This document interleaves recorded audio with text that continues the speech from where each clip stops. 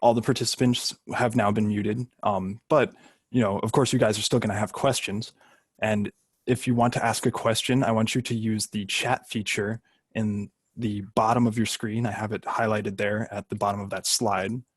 So if you just click on chat, it should automatically bring up the window where everybody is the selected, everyone in the meeting is the selected to field.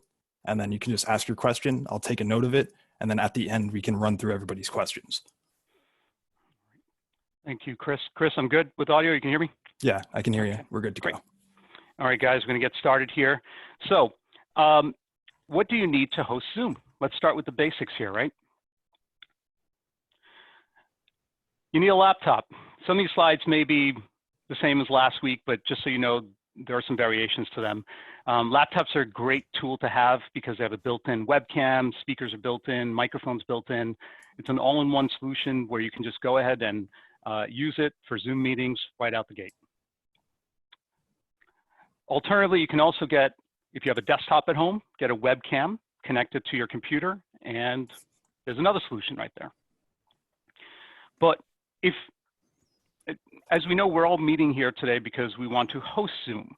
So we figured, let's turn it up a little notch here, right? And that is to have dual monitors. Now, there's a lot to absorb here for a second, but realize that if you're having meetings, you're hosting meetings, just like this one that we're hosting today, I'm seeing 3 monitors before me. And on one, I can see the presentation, which I'm presenting on. And on the other monitor, I can actually see the rest of you, on video. So I can see your reactions and to see if you guys actually find our jokes funny. So it's a nice little fun way of being able to efficiently work through Zoom meetings. So 2 or more monitors, highly recommended. We also recommend a headset. You'll notice that some of us, Chris, Ryan, and myself are using a headset. The benefit of the headset is that you really minimize any feedback.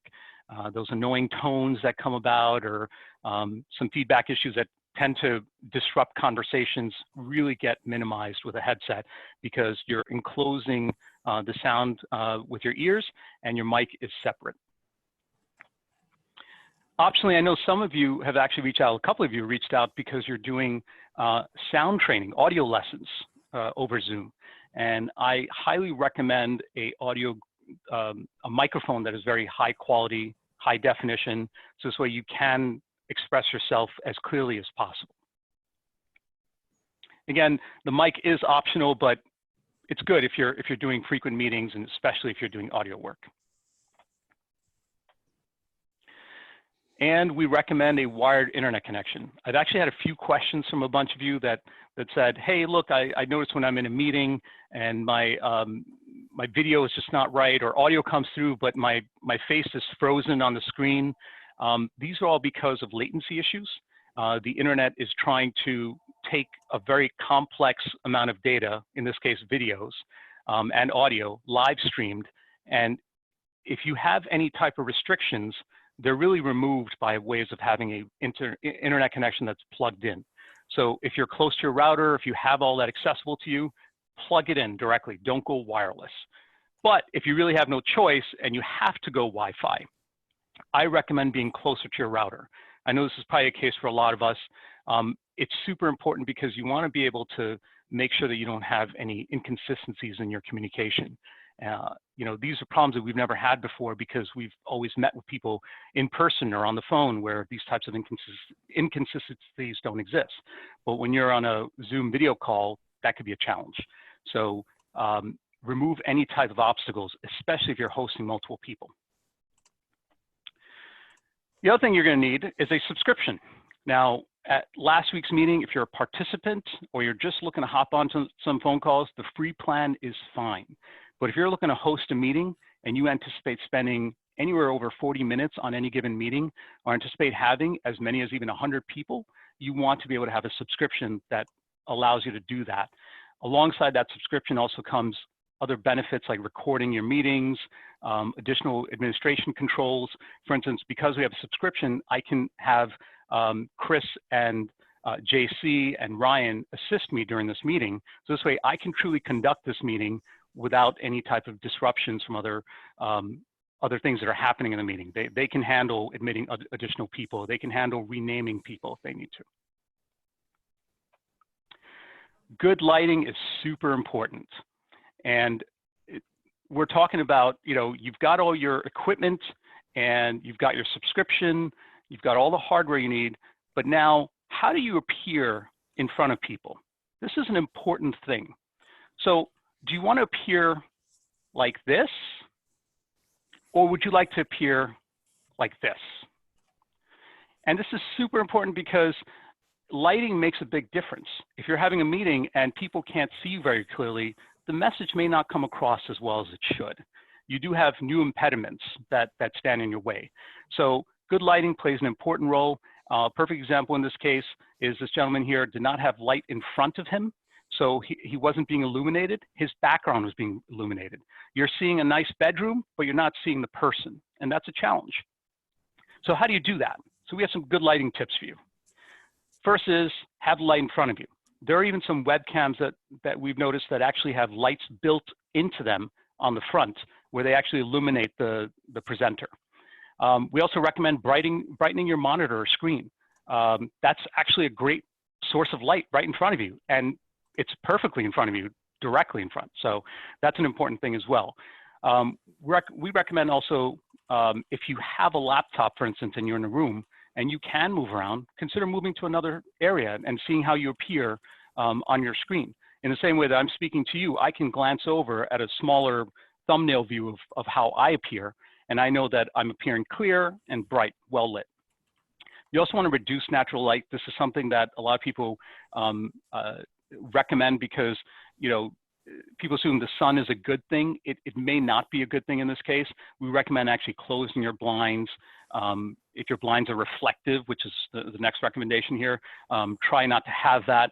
You don't want anything that's going to bounce light off and cause this sort of disturbance in the brightness situation. Same thing goes for any table surfaces, and we've probably seen this before on the news where a newscaster is speaking and there's this distraction, and that distraction is this clothing. You notice this weird shiny effect or this sort of grainy effect, and there are certain clothes that are so finely detailed that the camera cannot understand, and it actually causes this sort of disruption in the vision. So it's important, again, just check yourself when you're presenting to make sure that you're not seeing that. But if you are, realize that it may be because of what you're wearing or a light condition.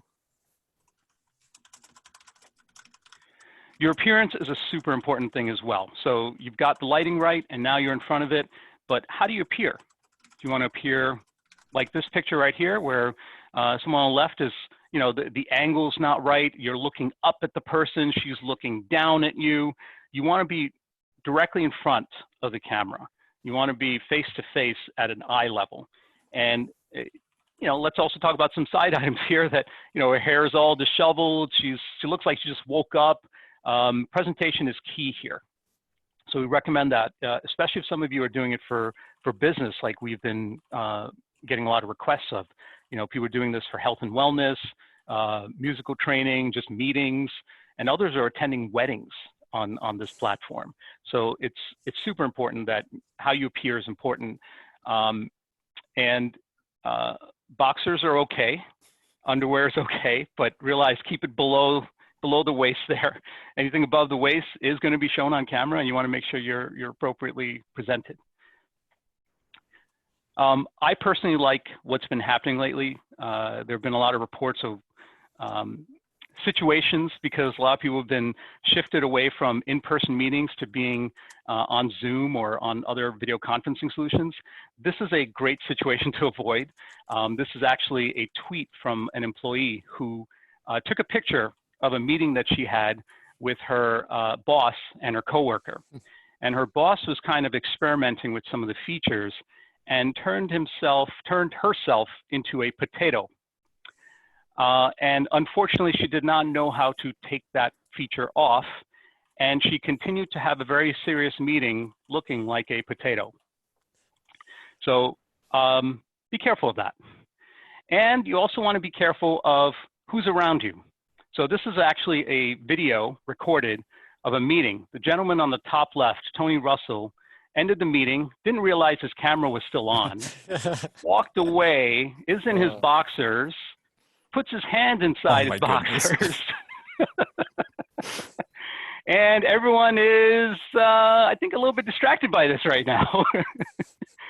A funny situation, great to have if you have some good, friendly coworkers. Probably not that great if you have clients or people that you don't know too well that you're presenting in front of. So, some tips. Be aware of how you look. Be aware of your surroundings. Wearing underwear is fine. We understand we're all at home and we might need to hop into a 9 a.m. meeting that we just woke up at 8:50 a.m. for. But make sure that you end that call before you get up and show the world what's going on down there. And don't be a potato. Clearly the most useful thing here. So we got your appearance is perfect. You've got a great camera. You've got the right equipment and you're ready to start your meeting. What do you do? First thing is something that a lot of us have not done, which is actually download the software. Whether you're a free subscription user or a paid subscription user, if you go to zoom.us and download the software, it's great. It's convenient to have locally. This is actually what it looks like. And it's fast to just call upon on your computer when you need to. You can start a meeting, you can schedule a meeting, and that's what we're going to talk about next. But downloading the software is a great first step. And by the way, we are going to include a copy of this presentation, a recording copy of it, and also give you a PDF slide deck. So this way you can review these. So no need to take notes. And we'll also have some recommendations that we've been presenting to people. We update that list, so we'll be sharing that. So you've downloaded the software, you've installed it, you open it, you turn it, you sign into your account. This is what you're seeing. So you're ready to start your first meeting. And there's two ways to do it. One is you want to start a meeting right now. So you click on that nice little new meeting button there, and you just hop into a meeting and you can actually start inviting people. But the most common way that I recommend is to schedule. In most cases, you're scheduling a meeting just like I scheduled this one, and you're probably inviting several people. You want to make sure you give enough time in advance to start your meeting. So this is basically how you would do it. You would click that schedule button, and then you're going to be brought to a screen that looks like this. So I actually did a little sample meeting here. You want to make sure that you have the right topic. And what I usually recommend, depending on what the meeting is either about, who it's with, how many number of people there are, you may want to use either an organization's name, the topic of the meeting, or a few of the names of the people that are going to be involved in that meeting. So that's what you first enter at the top there. Second thing you're going to do is put on essentially when the meeting will occur, what the time will be, and how long the duration will be. You'll also notice that there's a recurring meeting toggle there. I know that one of the doctors in the room had asked a question about this, that they have a meeting on a regular basis. The recurring meeting option is a great solution for this, because what you can do then is send a calendar invite to somebody that says, look, on Fridays, we meet every Friday at 2 p.m. So I'm going to actually create a special recurring meeting for you. And then this way, the person that actually gets that meeting link does not have to, first of all, you don't have to regenerate a new scheduled meeting. But on top of that, when you do have recurring meetings, it's the same link. So somebody doesn't have to reinvent, what they're doing there. They can just quickly click and hop on to a recurring meeting. Meeting ID is an important thing. You want to generate that automatically. Let Zoom do it for you. The other option is a personal meeting ID. Every person who has a Zoom account gets a personal meeting ID. It is unique to you. We do not recommend you use it unless you're having very specific purposes where you're meeting with people that you know on a frequent basis that you trust. The meeting ID, you may have heard cases on the news where they were talking about Zoom bombings, where people actually intrude on somebody's meeting. That is because of people using personal meeting IDs and not doing the next thing what we're talking about, which is requiring a password. So you want to have Zoom generate one automatically. So you really don't have to do anything here. You just let it be the default setting. and leave the password as is as well. Let it exist. If somebody is signing on with, say, their phone, they will actually have to type in that password. Otherwise, always have a password. The video option here, what this does is for your participants' convenience, you can either enforce the video to be automatically on for the host, yourself if you're hosting this meeting, and all the participants, or off. So this is really important if you're not planning on having a video meeting, you probably want that off. Or if you want to empower your guests to turn their videos on their own accord, that's where you do that. I personally have found that keeping it on is convenient, because when people hop on, they don't have to fiddle with settings and try to figure out how to turn on their video. It just makes for a much smoother meeting.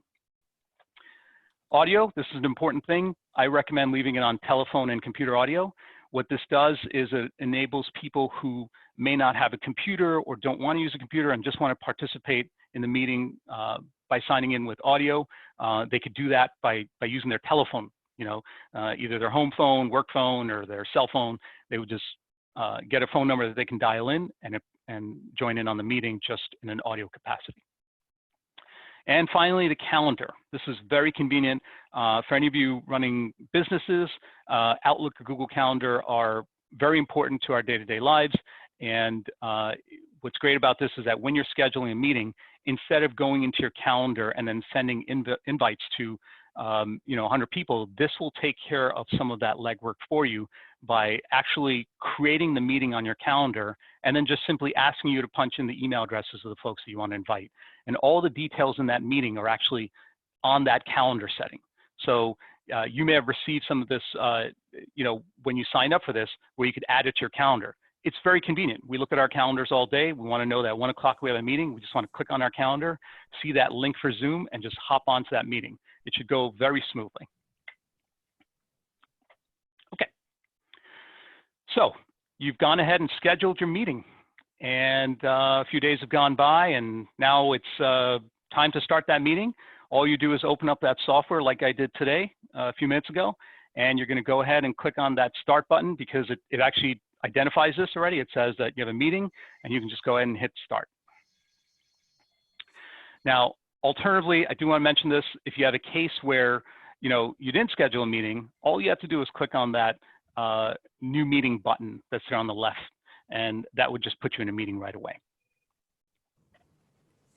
All right, now you've got your meeting started, and you want to control it. So let's go over some basic controls. For those of you folks who were here last week, you know about some of these basic controls, and those of you who have participated in other meetings, you know about these basic controls as well.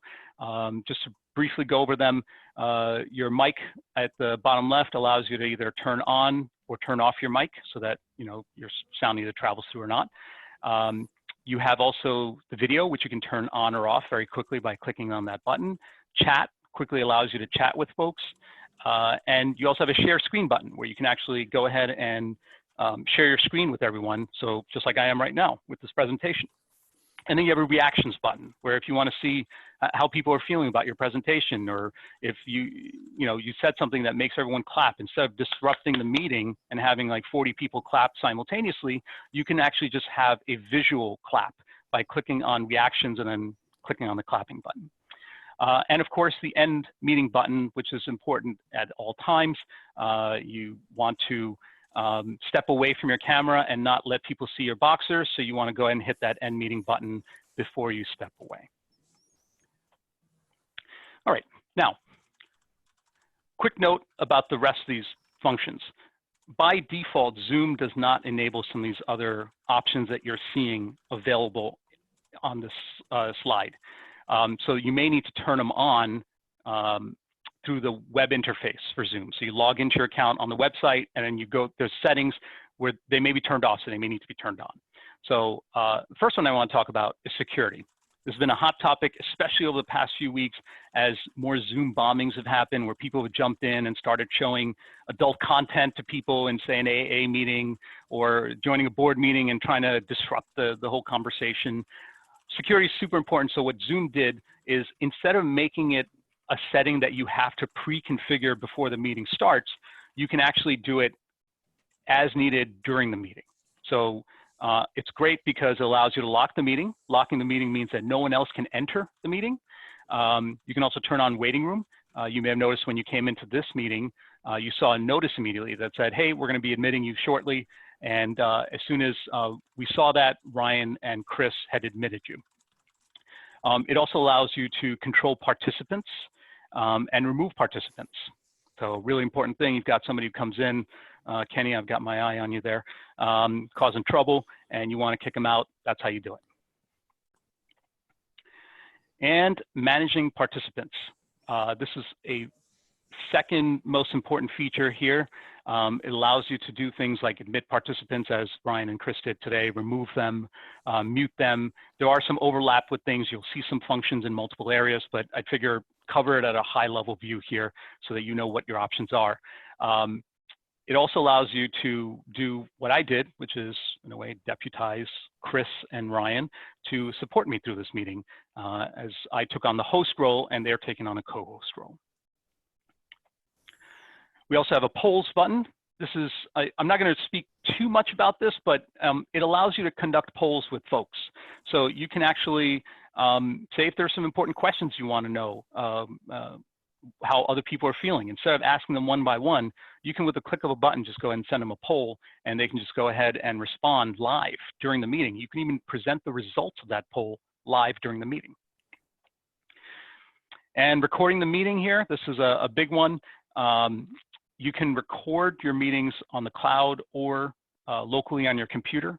This meeting, for instance, is being recorded in the cloud, and recording in the cloud gives us the convenience of being able to share this entire meeting with you afterward, so you can view it online.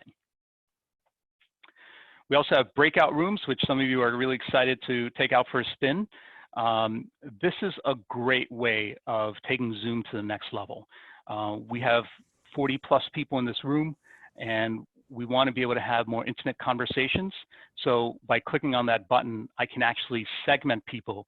Say if there's 10 people, we can either do 2 groups of 5 people or 5 groups of 2 people, and allow them to have their own conversations. And a host can actually hop between those virtual rooms to see how the conversations are going. We could even move people between rooms. So it's really fun. So let's dig a little bit deeper into some of the big ones here. When we're talking about security here, if you click on that security button, it allows you to see these options over here. So locking the meeting prevents anyone else from coming into the meeting.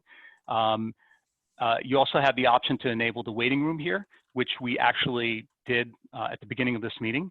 Then there's some more granular controls. You can also, for instance, prevent other participants from sharing their screen. This is one of the biggest things that was addressed at an AA meeting recently, where they had they had like 100 people at the meeting, and somebody came in and started playing some pornography, which was really terrible situation. But if you disable sharing screen of participants, they can't do that. Chat is another hot topic. If you notice that some of these folks now, once they were being blocked from sharing their screen, they were coming in and starting to have conversations with people and trying to cause problems. So you can actually block inter-chats between folks, between your participants. Another one is renaming yourself. Some people hop into meetings and they name themselves something that's not appropriate, or the co-host wants to rename them, so this way we can properly address them, but they insist on renaming themselves something else. You can curb that by preventing that from happening. You can also, of course, remove participants. That's the other setting. So let's look at participants in detail here. If you click on that participants button, what you'll notice here is that a little shelf kind of slides off on the side, a little tab. And what you can do here is, for instance, Keanu Reeves is waiting to being admitted to our meeting. And the way I do that is I get a notice here on the right-hand side that says one person is waiting. I can either send him a message, or I can go ahead and hit admit, which is what Ryan had done earlier today. I can also see additional options that apply to everybody, or to participants rather, on the bottom, where I can invite additional participants during the meeting by sending them an invitation via email or multiple methods. I can also mute everybody, just like Chris did earlier before we started. So this way you don't have to worry about muting yourselves. And we can unmute everybody, which we'll probably do at the end of this meeting. Now, you also have a more button that appears. Once Keanu Reeves was admitted to our meeting, I wanted to see what additional controls I have. So I clicked on that participants button, and now on the right-hand side, now that he's admitted, I have a more button. The more button gives me additional controls. I can have a specific chat just with him. If he doesn't have his video, I can actually click ask to start video, which will actually give him a little toggle box that says, hey, Kish wants you to start your video. Hit this start video button. It makes it much easier for the participant to start their video, especially if they're new to Zoom and you want to make their lives easier. Asking them to start their video makes that much easier. And you can make them either the host, which gives them complete control. There can only be one host, or co-host. There could be multiple co-hosts. I recommend having the main person behind the meeting be the host, and then them assigning co-host responsibilities to other people. This is also where you can rename him and put him back in the waiting room if you wanted to. I'll tell you, this feature is very useful. I was at a board meeting recently where we had to have a conversation with the rest of the board about a particular person who was in the meeting room, and we had to ask them to step away from the room. Of course, digitally, there's a way to do this, which is amazing. So when we put them in waiting room, they are actually shifted over to the waiting room, and you can have a conversation openly, and then even bring them back in later on. So it's a great way to do this all digitally. Let's see. Oh, that's okay. So you've done your meeting. You've got all those things. You have a good understanding of all of those basic features, and now you have to end the meeting. How do you do that? Well, when you click on that end meeting button, you're presented with this toggle box. And what you'll see here is that there are two options. One is end meeting for all. Pretty self-explanatory. What that does is actually closes the meeting. Everyone gets kicked out. It's completely done. But what may happen in some cases is you're the person who's hosting the meeting. It's you using your license, your subscription, and you want to allow the folks who are left over to be able to continue that meeting. So that's where the leave meeting button comes in. You can allow those folks to stay on that meeting when you click on that leave meeting button. It just allows you to leave that meeting. This is very useful, especially in a case where you don't want to kick off people and then ask them to create a link or do their own meeting again. They can just continue on from here, and it's great. So I want to talk a little bit about hosts and co-hosts because I think it's super important for anyone who's planning on having their first meeting. Whether you're having a meeting with 5 people or 40 people, you should have some support. And even if it's a meeting with family members, you want to give somebody some control. So I personally love this image. It's a lovely image of 2 captains, actually mother-daughter team. And they shot this picture, and I was like, this is perfect. This, I think, really can help me elaborate my point. You want to have a great team that operates the meeting. If there's any issues, it shouldn't be the presenter that has to work with the other participants. It should be the co-host that can help support where needed. They can ensure things are, of course, going smoothly. They can also chat with participants, which may be happening right now, and more importantly, provide support where needed while the meeting can still be conducted. This is super important, and that's why I like to see ourselves in these folks over here, and just, just me and Chris. We're the co-captains here. I love this Also, one. another important group, a person, could be the bouncer. This is that person that really runs that security detail in a meeting, who, in this case, I know Ryan and Chris both took on this role, but basically I'd recommend having one assigned specifically to this role, so this way they're focused on just their subset of things that they need to focus on. You want to control who gets in. If there's any distractions with sound, you want to be able to mute people. Sometimes people unmute themselves. You can unmute yourselves right now. And we want to be able to make sure that if there's a dog barking in the background, that we mute you so there's no disruptions.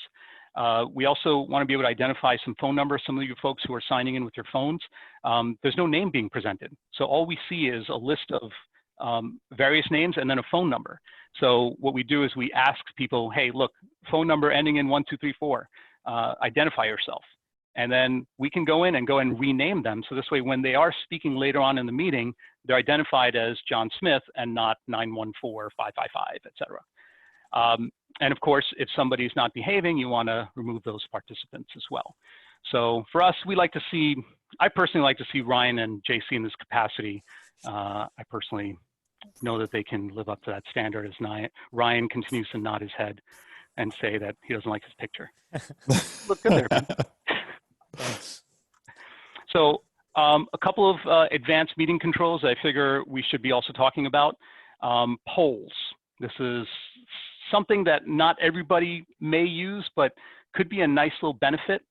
These are things that we've actually seen trickles of over the past few years, where people have all convened in a meeting, and there's a projector and there's a screen and there's a presentation going on, and there's a nice little website that they'll temporarily go to, and they'll say, okay, let's take a poll. Everyone take out your smartphones and go to this website and answer these poll questions. And what's amazing about this is that Zoom has made it even easier by enforcing that, pushing it to everyone and just saying, hey, go ahead and take a poll right here.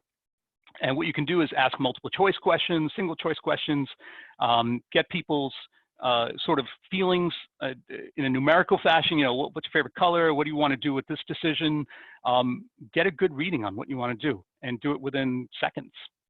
So the way you do it here is in step one, you're clicking the polls button and, you know, on the bottom there, and you can actually preload questions through their website.